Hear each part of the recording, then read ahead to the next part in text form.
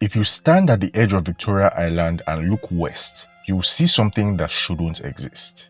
A city built from nothing rising out of the Atlantic Ocean. Wide roads, a seawall stretching over 6 kilometers and almost nobody living there. Eko Atlantic was launched with enormous fanfare over 15 years ago and remains largely empty.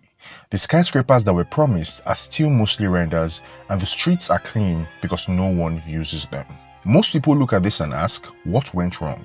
But that is the wrong question, because when you look closely at how Eko Atlantic was conceived, who it was designed for, and what Nigeria's economy did to it afterwards, the emptiness stops looking like a failure and it starts looking like the only logical outcome. This video covers the 3 reasons why Eko Atlantic is still empty and why they were all visible from the very beginning. The first reason is who they built it for. The vision came out of a scary story of disaster. The story of Eko Atlantic officially begins with fear. The Atlantic was eating Lagos alive. By the early 2000s, the sea had already partially collapsed Ahmadu Bello Way into the ocean.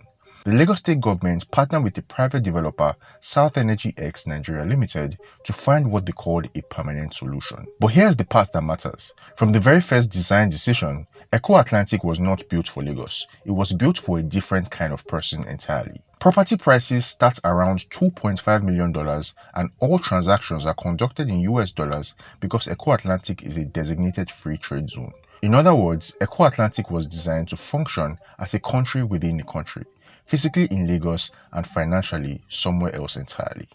The second reason is what Nigeria's economy did to it.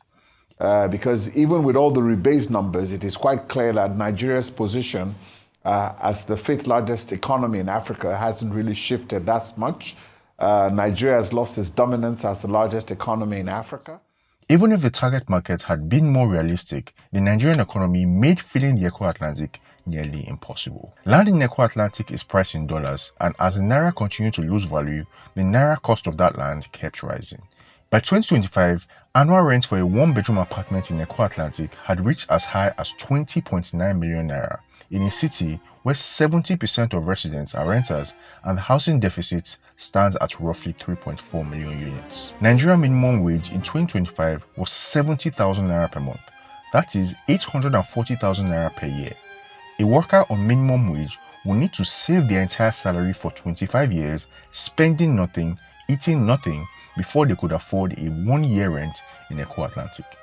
The dollar pricing wasn't an administrative detail, it was a statement about who the city was and wasn't for.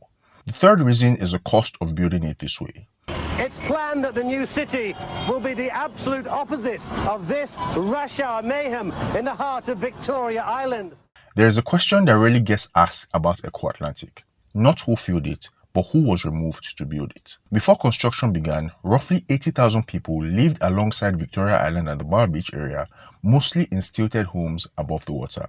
The government said they were displaced by coastal erosion, but the sequence of events tells a different story. In 2008, state officers arrived, and in the chaos of the eviction, some fleeing community members drowned off the coast. Those who survived were rendered homeless in 1 day. Later that same year, Eko Atlantic began construction on the evicted beach. 80,000 people removed and a city for the ultra-wealthy built in their place. Experts who reviewed the project were unanimous in declaring it lacked transparency, public participation, and consistent adherence to the rule of law. And this is where the 3 reasons converge, because the decision to displace 80,000 people, price everything in dollars, and build for diaspora investors rather than Lagosians, those weren't separate mistakes. They were the same decision made at the beginning before a single grain of sand was dredged from the ocean. Eko Atlantic was built to solve Lagos's problems, but if a city exists that most Lagosians will never set foot in, did it really solve anything at all? And if you think Eko Atlantic is strange, Lagos is even stranger. If you want to know why Lagos is Nigeria's most confusing city, be sure to click on this video showing on your screen right here.